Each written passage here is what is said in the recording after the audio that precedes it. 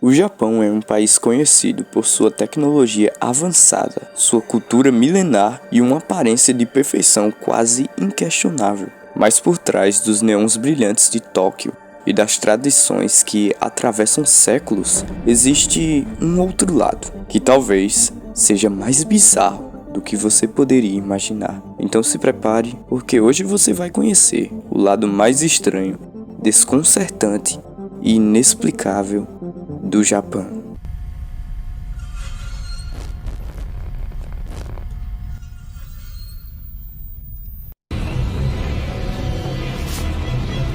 Não é um mistério para ninguém que o Japão é um dos lugares mais estranhos do planeta quando se trata de assuntos sobrenaturais.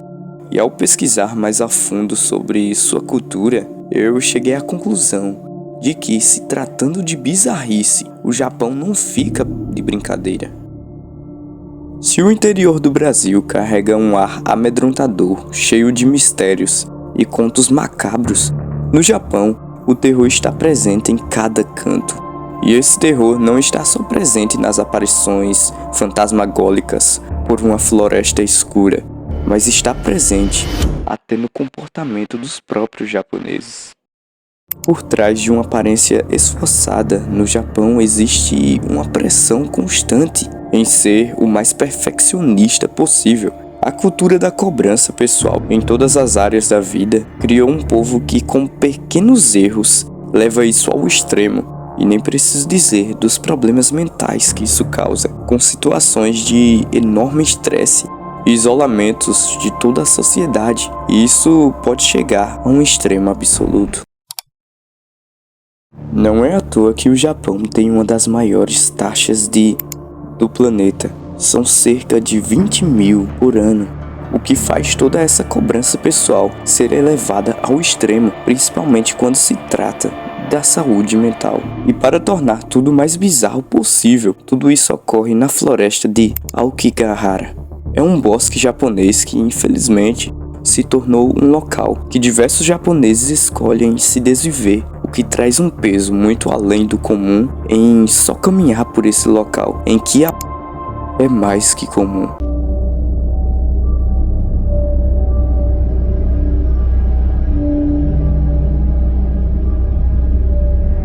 Se esse comportamento já é estranho, imagina conviver com o conhecimento que pode existir algo além da lógica e compreensão, e o folclore japonês é a melhor forma de explorar e entender pelo menos um pouco essas aparições, que com toda certeza são um puro terror. Certa vez, um garoto e o seu irmão mais velho estavam passando as férias no interior japonês com os seus avós. Até que, certo dia, os garotos saíram para brincar perto da plantação de arroz. E de repente, a leve brisa de verão, que passava suavemente pelo local, parou sem muita explicação. Até que o garoto percebeu que o seu irmão mais velho estava paralisado, olhando para o horizonte. Até que ele resolveu olhar e avistou um homem de roupas brancas se movendo de uma maneira muito estranha, como se estivesse se contorcendo. E a parte mais estranha é que essa pessoa dobrava os braços de uma maneira impossível e fora do normal, como se fosse uma dança macabra. Então os garotos correram para casa, pegaram um binóculo e quando o irmão mais velho colocou o binóculo no rosto, seu corpo ficou trêmulo por completo. Então ficou pálido e começou a suar frio, até que seu irmão mais novo perguntou se ele estava bem e ele disse as seguintes palavras: "Você não deve ver." Até que o garoto mais velho flutuou e seus ossos começaram a estalar e ele começou a se dobrar e se contorcer como os movimentos da criatura, e cada osso quebrado eram acompanhados de gritos de dor e sofrimento. Imagina estar em uma escola abandonada, mas daí surge uma criatura estranha disposta a lhe estraçalhar. Conheça o Akamanto. Akamanto seria um espírito vingativo com a aparência de um homem alto, que usa uma máscara branca na cara e coberto por uma capa vermelha que aparece em banheiros públicos ou locais isolados. E se alguém estiver lá na hora errada, só escuta a seguinte pergunta: "Você quer vermelho ou azul?" Se no momento da dúvida responder a cor vermelha, então o espírito irá esfolar a vítima e drenar todo o sangue para si. Mas se responder azul, então o acamanto irá enforcar sua vítima, até que o rosto fique um azulado pálido. Em suma, não tem escapatória. A melhor maneira é ignorar e só sair do banheiro. Saindo da parte do interior e de ambientes abandonados, eu queria falar com vocês sobre a mala na estação de Tóquio. Esse conto diz que, em 26 de abril de 2015, às 9h40 da manhã, um funcionário da estação de Tóquio notou uma mala amarela dentro de um armário.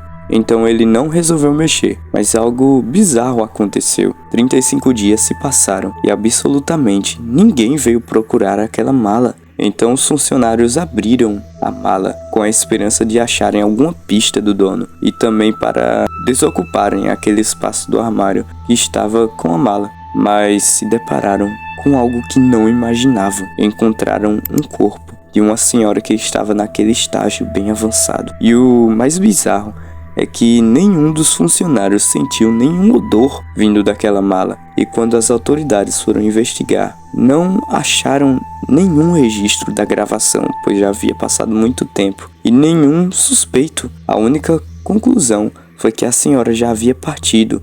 Afinal, ao investigar o seu corpo, ela não tinha nada que comprovasse que ela foi desvivida por alguém. E esse suposto familiar colocou ela nessa mala, mas ficam as dúvidas. Por que em uma mala? E o porquê exclusivamente nessa estação? Dúvidas assim jamais terão respostas. E eu poderia abordar diversos contos nesse vídeo, como o comercial amaldiçoado da Nintendo.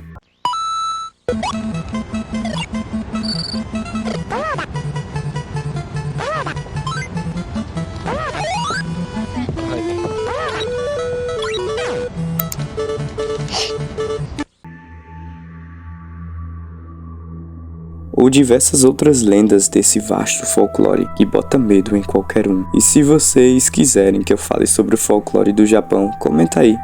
Só por essas situações entendemos que essas lendas e os problemas do Japão botam mais medo que muitos filmes de terror que existem por aí. E percebemos que na cultura japonesa o terror se entrelaça em diversas áreas da sociedade de uma forma inimaginável.